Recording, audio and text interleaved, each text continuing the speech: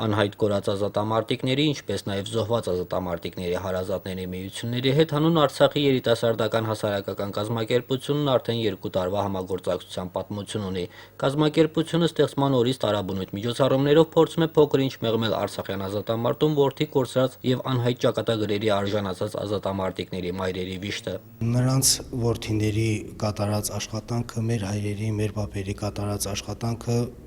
պիտի շարունակվի եւ պիտի շարունակվի ինքն էլ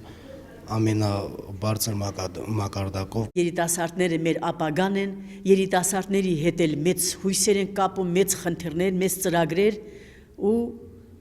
իհարկե սփոփանք է, դա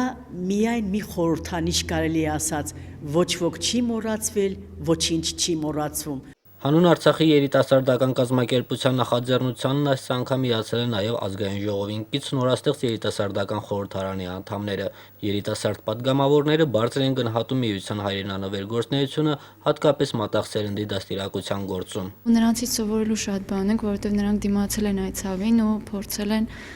ապրել, աշխատել ու ստիպել, որպեսզի կյանքը այլ աչքով իրենց նայի։ Նրանք շատ ուժեղ են ու մենք էլ